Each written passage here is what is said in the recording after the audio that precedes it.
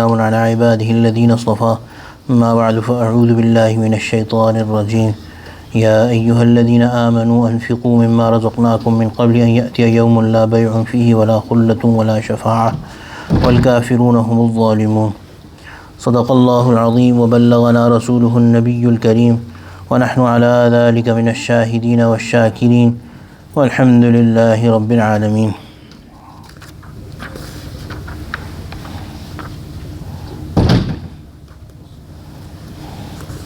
اللہ تعالیٰ کا بڑا احسان ہے کہ اس نے ہم کو ایک مرتبہ پھر اپنے علم اور ذکر کی مجلس میں جمع فرما دیا عافیت کے ساتھ۔ در حقیقت یہ چھوٹی چھوٹی مجلسیں، مختصر وقت کا بیٹھنا اللہ تعالیٰ کے ہاں انشاءاللہ بہت بڑی حیثیت، بہت بڑے معنی رکھتا ہے۔ حضور اکرم صلی اللہ علیہ وسلم نے فرمایا کہ جب تم جنت کے باغوں پہ سے تمہارا گزر ہو تو خوب چرا کرو وہاں سے۔ مراد یہ کہ جیسے کوئی جانور اگر اس کو کہیں گھاس وغیرہ نظر آ جائے، اپنی مرغوب غذا نظر آ جائے تو وہاں سے ایسا چرنے لگتا ہے کہ پھر معمولی تھوڑا بہت ہٹانے سے ہٹتا بھی نہیں ہے۔ کوئی چھوٹا موٹا اگر کوئی اس کو کھینچا جائے یا ہٹایا جائے اس سے تو نہیں ہٹتا۔ تو اسی طرح حضور صلی اللہ علیہ وسلم فرما رہے ہیں کہ جب ذکر کا حلقہ کہیں مل جائے، یعنی جنت کا کوئی باغ مل جائے تو وہاں پہ خوب چرا کرو۔ تو صحابہ رضوان اللہ علیہ اجمعین نے پوچھا کہ یا رسول اللہ یہ جنت کے باغ کیا ہیں؟ آپ صلی اللہ علیہ وسلم نے فرمایا کہ ذکر کے حلقے۔ تو کوئی بھی ایسی مجلس، ایسی بیٹھک، ایسی گیدرنگ جہاں پہ اللہ تعالیٰ کی یاد ہو، اللہ تعالیٰ کی بات ہو، وہاں بیٹھنا بڑے اجر و ثواب کا حامل ہے۔ اللہ تعالیٰ ہم سب کو اس کا احساس نصیب فرمائے انشاءاللہ۔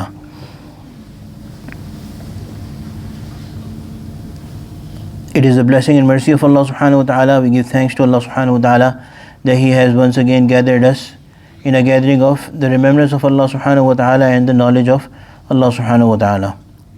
The Prophet sallallahu alaihi wasallam has told us that when you pass by the gardens of heaven, then graze from them, eat from them. And the meaning is that when an animal starts grazing somewhere, they do not easily come off that place. So with these gatherings, this is how we should sit in the gatherings of the remembrance of Allah subhanahu wa ta'ala, where tiny things should not pull us away or make us go away from these gatherings or leave these gatherings. And the Sahaba asked the Prophet sallallahu alaihi wasallam that, Ya Rasulullah, what are these gardens of paradise? The Prophet sallallahu alaihi wasallam told them that these are the gatherings of zikr, the gatherings of remembrance of Allah subhanahu wa ta'ala. So wherever we are reminded about Allah subhanahu wa ta'ala, we are reminded about listening to Allah subhanahu wa ta'ala, what Allah wants from us, what Allah's Nabi sallallahu alaihi wasallam has taught us, all of these are included in the gatherings of remembrance of Allah subhanahu wa ta'ala. We have been reading a hadith about zakat and infaq fi sabilillah, and before that we read as a background what is the love of wealth and what is the treatment. Today inshallah we'll read some more hadiths. The first hadith for today inshallah, عن أبي هريرة قال قال رسول الله صلى الله عليه وسلم من آتاه الله مالا فلم يؤدي زكاته مثل له يوم القيامة شجاعا أقرع له زبيبتان يطوقه يوم القيامة ثم يأخذ بلهزمتيه يعني شدقيه ثم يقول أنا مالك أنا كنزك ثم تلا صلى الله عليه وسلم ولا يحسبن الذين يبخلون بما آتاهم الله من فضله هو خيرا لهم بل هو شر لهم سيطوقون ما بخلوا به يوم القيامة۔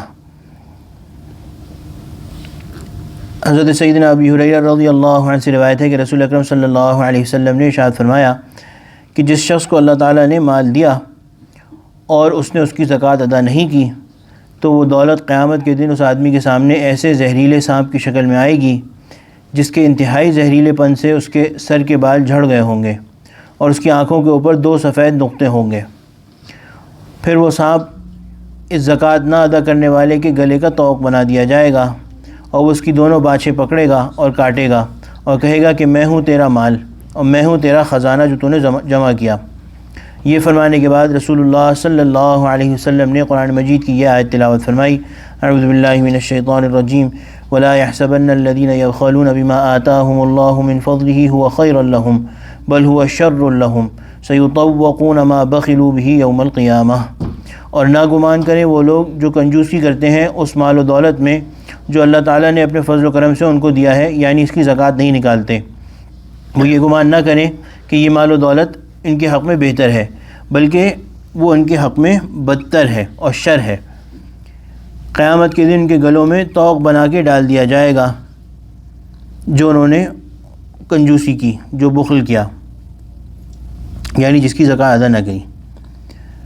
It is a narration by Sayyidina Abi Hurairah radiyallahu anhu that the Prophet sallallahu alaihi wasallam said that whoever has been given wealth, whoever Allah gives wealth, and then they do not give zakat, then on that day of judgment, this wealth that they were stingy about, and the meaning here is bukhl, is that they do not give zakat. So understand this, that whenever in the language of Sharia, whenever bukhl is mentioned, bukhl is where the necessary due, the zakat, the farz or wajib sadaqat that are supposed to be given, if somebody does not give them, then that is called bukhl or being stingy. So if a person does not give zakat, then this wealth will be given the shape of a very poisonous snake, and it will be so poisonous that because of its own poison, its heads, it will have become bald. It's a bald snake. The Prophet ﷺ has gone into detail that it will have 2 white dots on the top of its eyes, and then this snake will be made a strangulation around the neck of this person, and it will bite it on its sides, on the person's face's sides, and would say that I am your wealth, I am what you collected, what you amassed. And after that the Prophet ﷺ read this ayah of the Quran, which essentially means that those people who do bukhl, again those people who do not give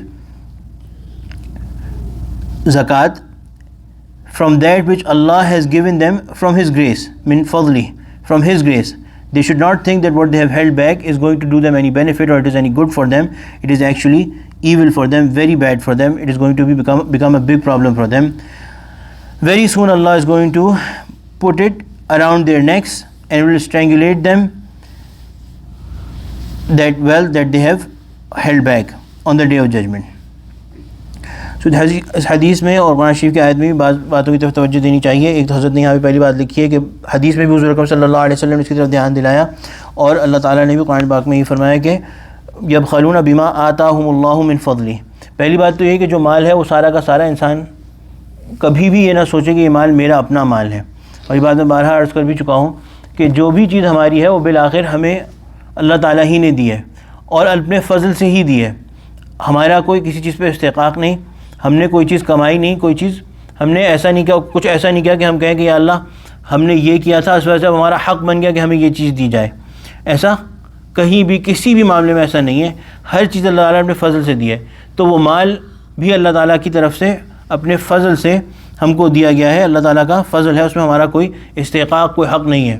اور اس کے بعد انسان اس چیز میں سے، اللہ تعالیٰ کا یہ احسان ہے کہ اللہ تعالیٰ نے جو چیز خود ہی دی اسی میں سے کچھ خرچ کرنے کا حکم دے دیا، اور اس میں بھی اس امت پہ رحم فرمایا، کرم فرمایا کہ وہ قربانی اور زکوٰۃ جو ہے وہ کوئی ایسا نہیں ہوتا کہ کہیں غائب ہو جائے، بلکہ ہمارے ہی ساتھیوں میں، ہمارے ہی بہن بھائیوں پر، ہمارے ہی گھر والوں پر، ہمارے ہی اقربا پر، اعزاء پر، دوستوں پر، ہمارے شہر کے، محلے کے، ملک کے لوگوں پر وہ استعمال ہوتی ہے، اس سے ہماری اوور آل سب کی صورتحال بہتر ہوتی ہے۔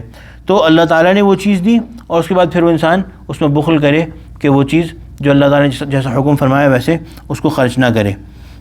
اور پھر زکوٰۃ کے معاملے میں اللہ نے اتنا فضل فرمایا کہ جتنا دیتے ہیں اس کا 2.5%، یعنی 40واں حصہ وہ اللہ تعالیٰ نے اس کے بارے میں حکم فرمایا کہ یہ زکوٰۃ میں دیا جائے گا، تو یہ تمہارا نہیں ہے، یہ دینے کے لیے ہے، یہ تمہارا ہے ہی نہیں۔ بہرحال تو جو لوگ اللہ کے دیے ہوئے مال میں سے بخل کرتے ہیں وہ یہ نہ سمجھیں کہ یہ ان کے لیے اچھا ہے. اور شریعت کے بارے میں یہ بات سمجھ لینی چاہیے کہ اللہ تعالیٰ نے ہم کو جو جو احکامات دیے ہیں، اگر ہماری طبیعت پر وہ گراں بھی ہوں، بظاہر ہم کو یہ معلوم ہو، ایسا محسوس ہو کہ یہ ہمارے لیے مشکل چیز ہے کرنے کی، لیکن اس وقت اپنے آپ کو یہ سمجھا لینا چاہیے کہ یہ حکم دیا کس نے ہے، یہ حکم آیا کہاں سے. میں نے خود تو کوئی بات نہیں سوچ لی، نہ ہی ہمارے علماء، ہمارے مشائخ وہ اپنی طرف سے کسی بات کی ہمیں تعلیم کرتے ہیں، بلکہ یہ سارا کا سارا سلسلہ آ رہا ہے رحمت للعالمین صلی اللہ علیہ وسلم کی طرف سے، اور ان کو ساری کی ساری ہدایت ملی ہے اللہ تعالیٰ کی جانب سے، جو کہ خود ہمارے خالق ہیں. اور خالق ہی کو معلوم ہوتا ہے کہ بہترین طریقے سے کسی چیز کو کس طرح استعمال کرنا ہے. تو جو بھی حکم دیا جا رہا ہے وہ در حقیقت ہماری اپنی بہتری کے لیے ہے. زکوٰۃ کے اندر کیا کیا فوائد ہیں خود ہمارے نفس کے لیے، ہماری ذات کے لیے، ہمارے معاشرے کے لیے، اس کے متعلق گفتگو ہو چکی. بس یہاں پہ اللہ تعالیٰ نے اتنا فرمایا ہے کہ وہ لوگ یہ گمان نہ کریں کہ یہ ان کے لیے اچھا ہے یا ان کے لیے فائدہ مند ہو جائے گا، بلکہ وہ بہت برا نتیجہ لے کے آنے والا ہے. انجام کار کی حیثیت سے اگر انسان مختصر وقت کے لیے اس دنیا کے لیے اگر اپنی دولت کو زکوٰۃ نہ دے کے کچھ بچا بھی لے، تو بھی انجام کار کے لحاظ سے وہ بہت برا نتیجہ لے کے آنے والی ہے. اور ہم دیکھتے ہیں کہ بعض اوقات ایسا ہوتا ہے کہ کوئی شخص وہ زکوٰۃ نہیں دے رہا، دین کے بارے میں کوئی پرواہ نہیں کر رہا، اور اللہ تعالیٰ نے بھی اس کو ڈھیروں ڈھیر خوب عنایت فرمایا ہوا ہے. تو اس سے یہ نہیں سمجھنا چاہیے کہ اللہ تعالیٰ تو فرما رہے کہ وہ تمہارے لیے برا ہوگا، برا ثابت ہوگا. حقیقت یہ ہے کہ دارالعمل میں اور دارالجزا میں بہت بڑا فرق ہے. دارالعمل میں یہاں دنیا میں جو ہمیں کرتے رہنا ہے، بعض اوقات اس کا نتیجہ اچھا یا برا ملے گا، بعض اوقات اس کا نتیجہ نہیں ملے گا. ہاں البتہ دارالجزا یعنی جو آگے آنے والی دنیا ہے، اس میں ضرور لازماً اس کا اچھا یا برا نتیجہ ہم کو ملے گا.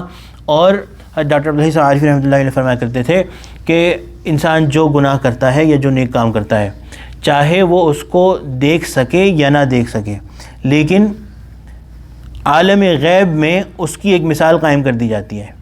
تو ہمارے گناہ جو جہنم میں ہمارے لیے آگ بننے والے ہیں، ہمیں جلانے کا باعث بننے والے ہیں، در حقیقت وہ یہیں سے ہمارے لیے آگ کی صورت میں ہمارے پر مسلط کر دیے جاتے ہیں، اور ہم اس کو محسوس نہیں کر پاتے، لیکن ہم آگ اپنی ساتھ لیے پھر رہے ہوتے ہیں. اللہ کو محفوظ فرما لے.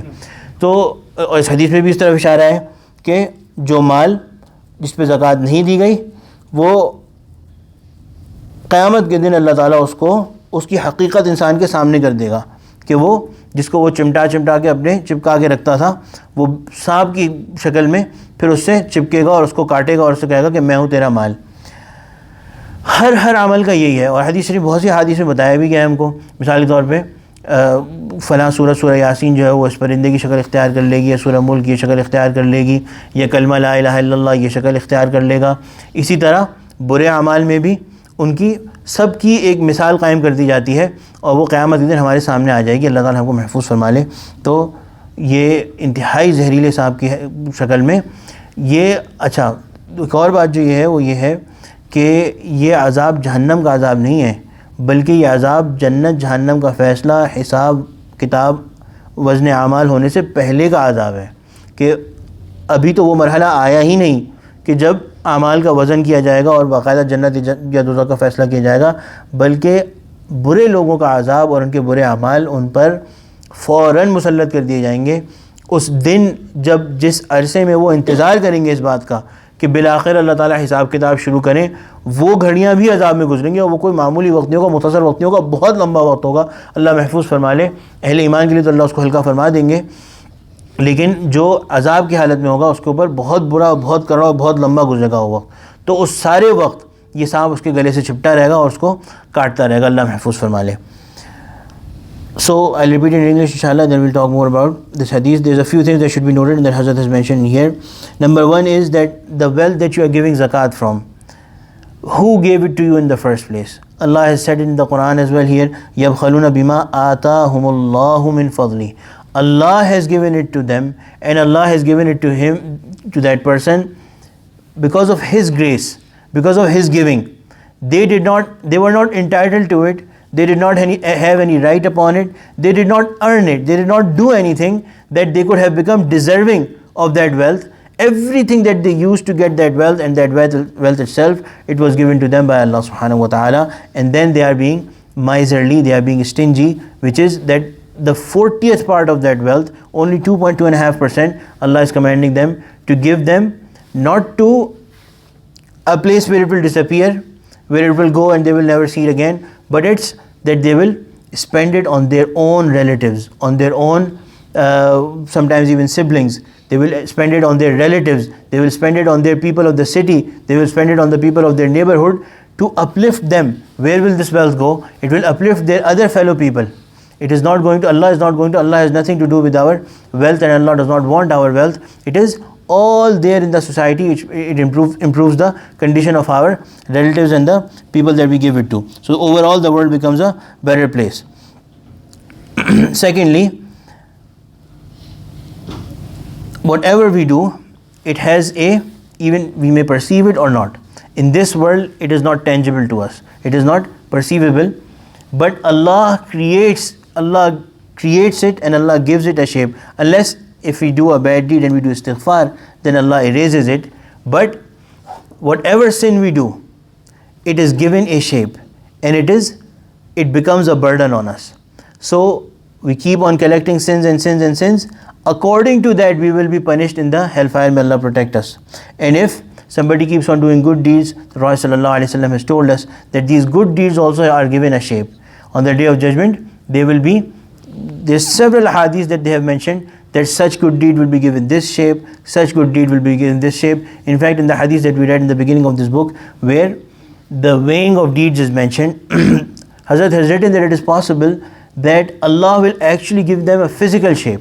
Those deeds, they will get a physical shape, and then they will be weighed. So everything that we do, we may not perceive it, but it sticks around and we carry it over us, and it is there. And on the Day of Judgment, we will, as soon as we close our eyes and we pass away from this world, we will start to see the reality of what we did in this world. May Allah subhanahu wa ta'ala make it a good place for us. Ameen ya Rabbal Alameen.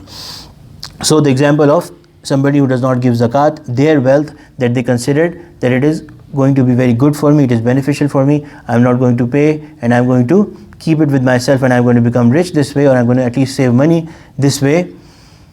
This wealth, these people should not think that it is good for them. It is going to be very, very evil for them. It is going to bring out a very evil outcome for them. Although in this world, we may not see a bad outcome, but this dunya, as long as we are here, this is all a place of working. This is a place of effort.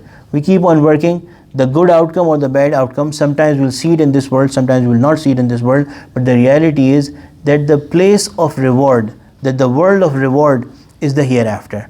And definitely, for sure, good deeds will bring a very good outcome, will bear a very good fruit on the Day of Judgment and in the life in the hereafter. And bad deeds will bear a very bad fruit, a very evil outcome on the Day of Judgment. So this is the example of that wealth upon which zakat is not paid, that it will be given the shape of a very poisonous snake, and it will be put around their neck, and it will bite these people and would tell them that this is the wealth that you amassed. I am that wealth. May Allah subhanahu wa ta'ala protect us.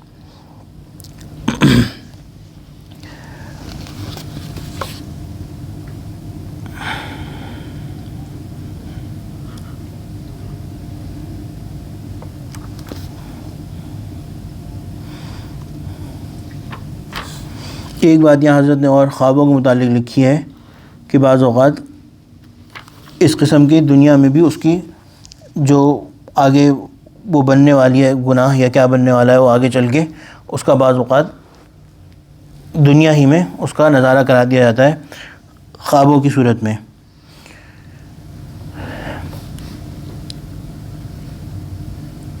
बहरहाल ख्वाबों की भी अपनी अलग दुनिया होती है एक, लेकिन बाज़ औक़ात हमारी रूह का ताल्लुक़ वहाँ से हो जाता है कि हम बहुत सी खुफिया चीज़ें जो हम जागते में नहीं देख पाते, वो हमें उसकी मिसाल बना के हमारे सामने पेश कर दी जाती है ख्वाबों के आलम में। और जानवरों को देखना, ख़ास तौर से ज़रर रिसा जानवरों को, तो वो अक्सर बुरा इशारा होता है, ख़ास तौर से अगर देखे इंसान कि उसके पीछे पड़ा हुआ है। और सांप वगैरह के मुतालिक हज़रत ने लिखा हुआ है कि उसके बाद फिर ये सोचना चाहिए कि हम कहीं माली मामलात में कोई बेकायदगी तो नहीं कर रहे, या फिर कोई हम ऐसी गड़बड़ तो नहीं कर रहे कि जहाँ देना था वहाँ खर्च नहीं किया, कंजूसी दिखाई, बुखल दिखाया। तो बहरहाल उसके बारे में फिर कुछ सदका वगैरह दे देना चाहिए।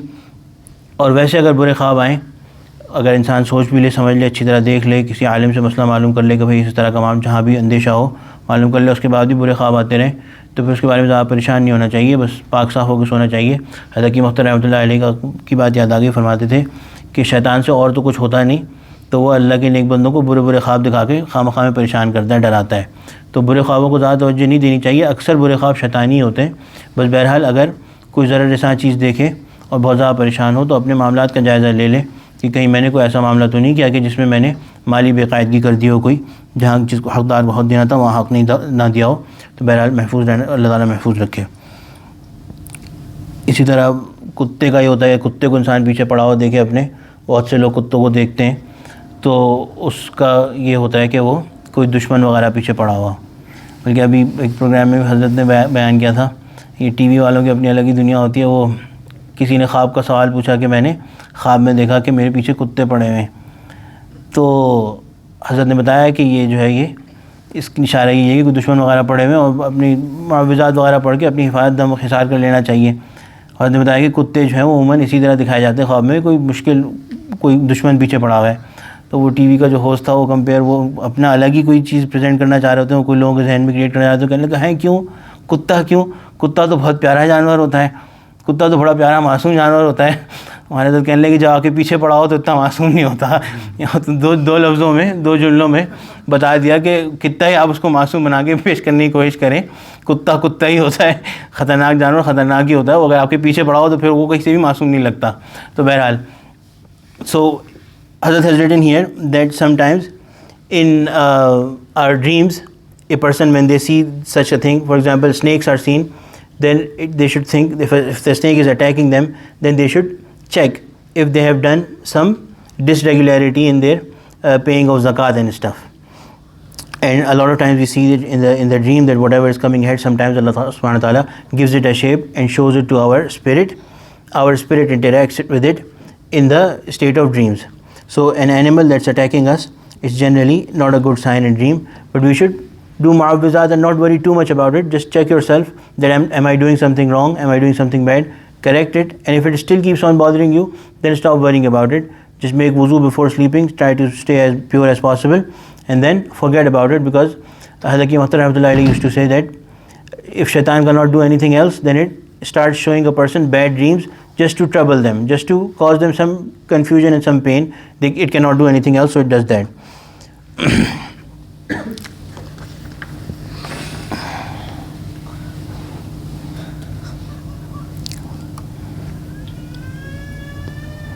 The other thing I mentioned in Urdu was that this is a punishment on the day of judgment.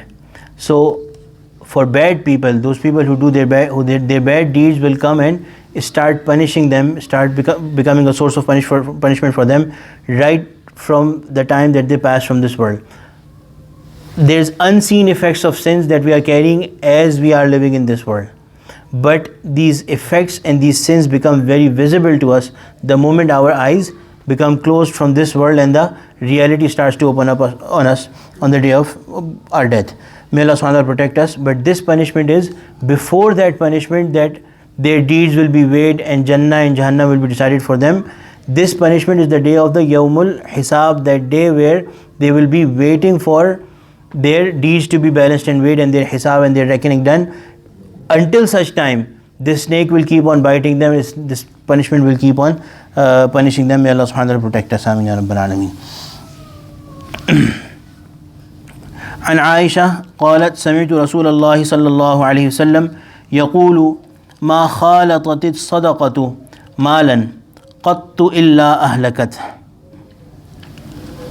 حضرت سیدہ عائشہ صدیقہ رضی اللہ عنہا سے روایت ہے کہ میں نے رسول اکرم صلی اللہ علیہ وسلم سے سنا، آپ صلی اللہ علیہ وسلم فرمایا کرتے تھے کہ مال زکوٰۃ جب دوسرے مال میں ملے گا تو ضرور اس کو تباہ کر دے گا. سیدہ عائشہ صدیقہ رضی اللہ عنہا has narrated that I heard the Prophet sallallahu alaihi wasallam saying, the Prophet sallallahu alaihi wasallam used to say that the zakat, if not paid, unpaid zakat becomes mixed with other wealth, then for sure it will destroy it. اس حدیث کے دو معنی حضرت نے لکھے ہیں اور دونوں معنی ہی ان میں کوئی تصادم نہیں ہے. ایک تو یہ کہ جس آدمی پر زکوٰۃ ہو اور وہ اس کو ادا نہ کرے تو زکوٰۃ نہ ادا کرنے کی بے برکتی کی وجہ سے وہ مال اس کے باقی مال کو بھی تباہ کر دے گا. اور دوسری یہ کہ کوئی شخص زکوٰۃ کا مستحق نہ ہو لیکن مال زکوٰۃ لے لے، صرف امیر ہونے کے لیے سوال کرے اور زکوٰۃ لے دھوکے بازی سے، تو اللہ تعالیٰ اس کو جو اس کے پاس ہوگا وہ بھی اس کا ضائع فرما دیں گے. یہ مال زکوٰۃ جو غلط طریقے سے اس کے زکوٰۃ اس کے مال میں ملے گا وہ اس مال کو خراب کر دے گا جو اس کے پاس پہلے سے ہوگا.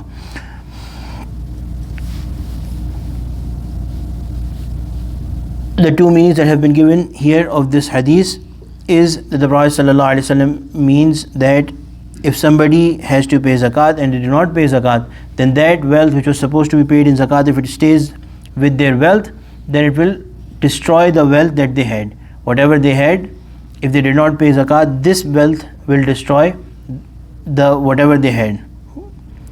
And the other meaning is, which is also true and which is also applicable, is that if somebody takes zakat although they did not deserve it, they were a rich person in the terms of Sharia, they were a rich person, and in the terms of Sharia it's only poor and rich. There is nothing, maybe I have explained it before, there is nothing in between.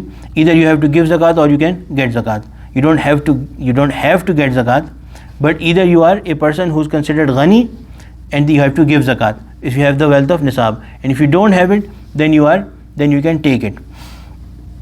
Anyway, so if somebody is not eligible to get zakat and still they fool someone and get zakat out of them, then this zakat, the wealth of the money of zakat that they get, it is going to, if it is mixed with their wealth, then whatever they have, that will also be destroyed because of this sin, because of this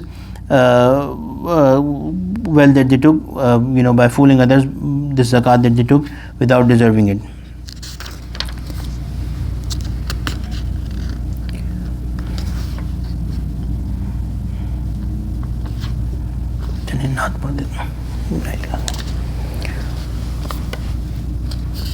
ہوتے ہیں نعوذ باللہ، دونوں ہی غلط باتیں ہیں. حضور اکرم صلی اللہ علیہ وسلم کا دین میانہ روی کا دین ہے. حضور اکرم صلی اللہ علیہ وسلم کی مداح میں حضور اکرم صلی اللہ علیہ وسلم کے صحابہ نے ان کے سامنے اشعار سنائے، حضور اکرم صلی اللہ علیہ وسلم نے داد بھی دی، تعریف بھی کی، دعائیں بھی دی. یہ سب کچھ سنت سے، حدیث سے ثابت ہے. ہاں بہرحال شرک نہیں ہونا چاہیے، غلو نہیں ہونا چاہیے، اور جو قرآن و حدیث میں بیان کیا گیا اسی کے دائرے میں رہنا چاہیے. میرانی مدینہ شریف کے متعلق چند اشعار پیش کر رہا ہوں. اللہم صلی علی سیدنا مولانا محمد وعلی آلہ وصحبہ اجمعین. یہ سب شہروں میں ایک شہر پناہ ہے، یہ سب شہروں میں ایک شہر پناہ ہے، یہ آغوش محمد مصطفیٰ ہے صلی اللہ علیہ وسلم. یہ سب شہروں میں ایک شہر پناہ ہے، یہ آغوش محمد مصطفیٰ ہے. یہاں رہتے ہیں سرکار دو عالم، یہاں رہتے ہیں سرکار دو عالم، یہاں در ان کی رحمت کا کھلا ہے. یہاں رہتے ہیں سرکار دو عالم، یہاں در ان کی رحمت کا کھلا ہے. حضور اکرم صلی اللہ علیہ وسلم نے اپنی زندگی میں بھی، حضور اکرم صلی اللہ علیہ وسلم نے فرمایا تھا، انصار سے، مدینہ کے لوگوں سے فرمایا تھا کہ تم کیا اس بات کو ترجیح دیتے ہو کہ مکہ والے وہ اور چیزیں لے جائیں، مال و دولت لے جائیں، اور تم اپنے ساتھ اللہ کا نبی لے جاؤ. اس وعدے کو حضور اکرم صلی اللہ علیہ وسلم اب بھی وفا فرما رہے ہیں کہ موت کے وقت بعض روایت سے معلوم ہوتا ہے کہ حضور اکرم صلی اللہ علیہ وسلم سے پوچھا گیا تھا کہ آپ اس دنیا ہی میں تشریف رکھنا پسند فرمائیں گے یا پھر جیسے کہ دیگر انبیاء وہ اپنی ارواح اور اجسام کے ساتھ آسمانوں میں موجود ہیں، تو کیا وہ حضور اکرم صلی اللہ علیہ وسلم دیگر انبیاء کی طرح آسمانوں میں ہی تشریف لے جانا پسند فرمائیں گے؟ حضور اکرم صلی اللہ علیہ وسلم نے فرمایا کہ نہیں، میں اپنی امت کے درمیان نہیں رہوں گا. اور حضور اکرم صلی اللہ علیہ وسلم اب بھی اہل سنت والجماعت کا عقیدہ ہے کہ اپنی قبر مبارک میں حیات برزخی کے ساتھ زندہ ہیں، اور وہاں سے حضور اکرم صلی اللہ علیہ وسلم کا لطف، حضور اکرم صلی اللہ علیہ وسلم کی عطا عنایت، وہ سب آج بھی جاری ہے. یہاں جو عالم لطف و عطا ہے، یہاں جو عالم لطف و عطا ہے،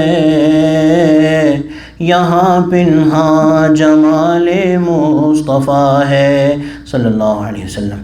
یہاں جو عالم لطف و عطا ہے، یہاں پنہاں جمال مصطفیٰ ہے۔ مداوا ہے ہر ایک غم کا یہاں پر،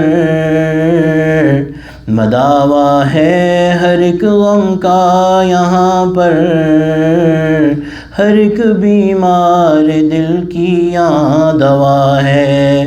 مداوا ہے ہر ایک غم کا یہاں پر، ہر ایک بیمار دل کی یہاں دوا ہے۔ منور یہاں کے رات اور دن سبھی ہیں، منور یہاں کے رات اور دن سبھی ہیں، چراغ حق یہاں جلوہ نما ہے۔ منور یہاں کے رات اور دن سبھی ہیں، چراغ حق یہاں جلوہ نما ہے۔ اثر انفاس کا ہے ان کے اب بھی، اثر انفاس کا ہے ان کے اب بھی، معطر ہر طرف آب و ہوا ہے۔ اثر انفاس کا ہے ان کے اب بھی، معطر ہر طرف آب و ہوا ہے۔ قدم گاہ جناب مصطفیٰ ہے، قدم گاہ جناب مصطفیٰ ہے، یہ گلزار ارم باغ صفا ہے۔ قدم گاہ جناب مصطفیٰ ہے، یہ گلزار ارم باغ صفا ہے۔ مقدس ہے یہاں کا ذرہ ذرہ، مقدس ہے یہاں کا ذرہ ذرہ، میرے آقا کا پہلو چھو رہا ہے۔ مقدس ہے یہاں کا ذرہ ذرہ، میرے آقا کا پہلو چھو رہا ہے۔ یہاں کی خاک بھی خاک شفا ہے، یہ ارمان و دعائے مصطفیٰ ہے۔ یہاں کی خاک بھی خاک شفا ہے، یہ ارمان و دعائے مصطفیٰ ہے۔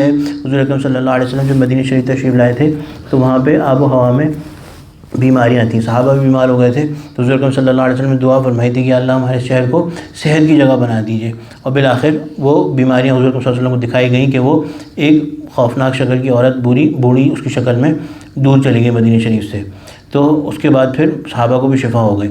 اور حضور اکرم صلی اللہ علیہ وسلم جب دم بھی فرمایا کرتے تھے تو یہ حدیث کی روایت میں ملتا ہے کہ حضور اکرم صلی اللہ علیہ وسلم تربت ارضنا، ہماری زمین کی مٹی، اس کی نسبت سے دم فرمایا کرتے تھے۔ تو بہرحال یہاں کی خاک بھی خاک شفا ہے، یہ ارمان و دعائے مصطفیٰ ہے۔ یہیں سے نور حق جاری ہوا ہے، یہیں سے نور حق جاری ہوا ہے، یہیں پہ دین حق کا منتہا ہے۔ یہیں سے نور حق جاری ہوا ہے، یہیں پہ دین حق کا منتہا ہے۔ حضور اکرم صلی اللہ علیہ وسلم نے فرمایا کہ میرا یہ شہر ایسا شہر ہے جو سب شہروں کو کھا جائے گا۔ مراد اس سے یہ تھی کہ یہاں سے دین نکل کے ایسا پھیلے گا کہ سارے زمانے میں پھیل جائے گا اور دین کا ڈنکا سارے عالم میں پھٹے گا۔ اور پھر حضور صلی اللہ علیہ وسلم نے یہ بھی فرمایا کہ جس طرح ایک سانپ اپنے بل سے نکلتا ہے اور پورے جگہ جگہ گھومتا ہے، بالآخر شام کے وقت واپس اپنے مقام پہ آ جاتا ہے، اسی طرح حضور اکرم صلی اللہ علیہ وسلم کا دین بھی وہ سارے عالم میں پھیلے گا اور بالآخر قیامت سے پہلے مدینہ شریف میں ہی وہ وہاں پہ واپس پہنچ جائے گا کہ سارے عالم میں کفر کا بول بالا ہو جائے گا، حتیٰ کہ مکہ شریف میں بھی دجال گھس جائے گا۔ لیکن حضور اکرم صلی اللہ علیہ وسلم کی شہر مدینہ شریف اس پہ جب آنے کی کوشش کرے گا تو فرشتے اس کی حفاظت کریں گے اور دجال کو وہاں پہ گھسنے نہیں دیں گے۔ یہاں عاجز ہیں فخر و ناز والے، یہاں عاجز ہیں فخر و ناز والے، معزز ان کے در کا ہر گدا ہے، یہاں عاجز ہیں فخر و ناز والے، معزز ان کے در کا ہر گدا ہے۔ حضور اکرم صلی اللہ علیہ وسلم کے دربار میں جو بھی فخر لے کے جاتا ہے، اپنا غرور لے کے جاتا ہے کہ ہم مدینہ شریف جا رہے ہیں، ہم بڑے عمرہ کرنے جا رہے ہیں، زیارت کے لیے جا رہے ہیں، وہ لوگ بہت برے حالات سے گزرتے ہیں، بہت بڑی آزمائشیں ان کے اوپر آتی ہیں اور مردود ہو کے لوٹتے ہیں۔ یہ حضور اکرم صلی اللہ علیہ وسلم کی زندگی میں بھی ایسا ہی تھا اور اب بھی ایسا ہی ہے۔ بہت سے واقعات آپ کے بھی سننے میں آتے رہتے ہوں گے۔ ہمارے ساتھ ایک واقعہ بتاتے ہیں، ایک صاحب تھے، بڑے فخر سے اپنا سارا سب کچھ پاکستان میں وہ لپیٹ سپیٹ کے سب کچھ بیچ باچ کے ریٹائرمنٹ کے بعد گئے کہ اب ہم مدینہ شریف میں زندگی گزاریں گے، اب مدینہ شریف میں رہیں گے، وہیں پہ موت آئے گی انشاءاللہ۔ وہ گئے وہاں پہ اور پھر ہوا یہ کہ ہوٹل میں پہنچے اور بچیوں نے وہاں جا کے ان کے ایسا شور مچایا کہ ہم جو ہے وہ اپنی مرضی کے خلاف ہمیں یہاں پہ لے کے آ گئے، ہمیں یہاں ایک لمحے نہیں ٹھہرنا، اور سمجھانے بجھانے کی ہر کوشش ناکام ہو گئی، حتیٰ کہ ان بچیوں نے وہاں کے لوکل سے جا کے استدعا کرنا شروع کر دی، بھیک مانگنا شروع کر دی کہ ہمیں کسی طرح واپس جانے کی ہماری سبیل نکالو، ہم یہاں رہنا نہیں چاہتے، ہمارا باپ ہمیں زبردستی یہاں لے آیا۔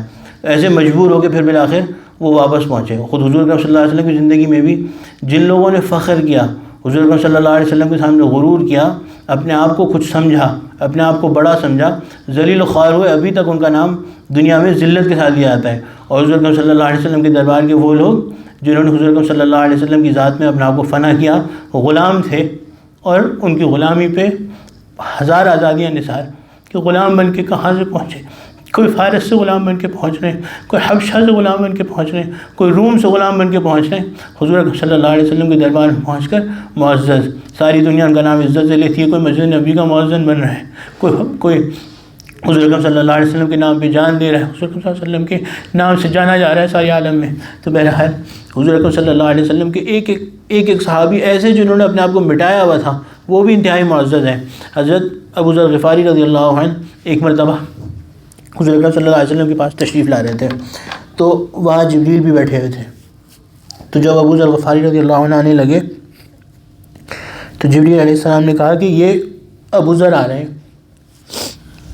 تو حضور اکرم صلی اللہ علیہ وسلم نے ان سے پوچھا کہ آپ ابو ذر کو جانتے ہیں؟ آپ کیسے ابو ذر کو جانتے ہیں؟ استعجاب کا اظہار کیا۔ تو انہوں نے کہا کہ ہمارے یہاں ابو ذر آپ کے ہاں جتنے مشہور ہیں اس سے زیادہ ہمارے یہاں مشہور ہیں۔ حضور اکرم صلی اللہ علیہ وسلم، حالانکہ ابو ذر غفاری رضی اللہ عنہ وہ مشہور ہے اس بات میں کہ اپنے آپ کو بالکل مٹایا ہوا تھا، تارک الدنیا تھے، بالکل دنیا سے دور بھاگتے تھے، کوئی مقام نہیں، کوئی مرتبہ نہیں، کوئی شوشہ نہیں، بلکہ بعد میں جنگلوں میں جا کے رہنے لگے تھے۔ اور ان کی عزت کیا ہے کہ جبریل امین علیہ السلام کہہ رہے ہیں کہ یہ ہمارے یہاں زیادہ جانے جاتے ہیں، زیادہ بہتر جانے جاتے ہیں، اور اسی وجہ سے جانے جاتے ہیں کہ انہوں نے یہاں مٹایا ہے اپنے آپ کو، لصغری ہی، اپنی عاجزی کی وجہ سے، اپنے آپ کو مٹانے کی وجہ سے یہ ہمارے یہاں زیادہ مشہور ہیں، اتنے مشہور یہاں نہیں ہیں جتنے ہمارے یہاں مشہور ہیں۔ تو بہرحال یہاں عاجز ہیں فخر و ناز والے، معزز ان کے در کا ہر گدا ہے، قدم بوسی کی خاطر پھر میں جاؤں، قدم بوسی کی خاطر پھر میں جاؤں، جو بلوائیں فقط ان کی عطا ہے، قدم بوسی کی خاطر پھر میں جاؤں، جو بلوائیں فقط ان کی عطا ہے، میرا مدفن بھی قدموں کے تلے ہو،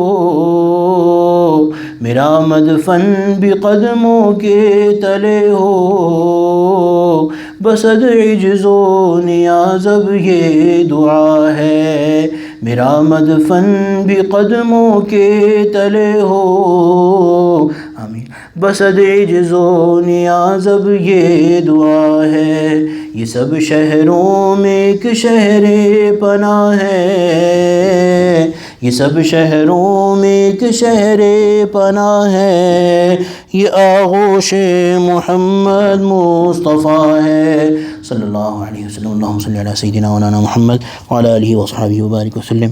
ربنا ظلمنا انفسنا وان لم تغفر لنا وترحمنا لنكونن من الخاسرین۔ ربنا تقبل منا انک انت السمیع العلیم وتب علینا انک انت التواب الرحیم۔ یا اللہ، please grant us an immense love with the Prophet صلی اللہ علیہ وسلم. everything that is affiliated with the Prophet sallallahu alaihi wasallam, his city, his people, his dress, his ways, his akhlaq, his personality, his sunnahs, everything that is affiliated with the Prophet sallallahu alaihi wasallam. Ya Allah, make us those who have an immense love for it. Ya Allah, make us those who have an immense love for it. Ya Allah, grant us, Ya Allah, close relationship, in active relationship with the Prophet sallallahu alaihi wasallam. Ya Allah, make us those who are forever increasing in the love of the Prophet sallallahu alaihi wasallam. Ya Allah, make us those who are forever accepted in the accord of the Prophet sallallahu alaihi wasallam.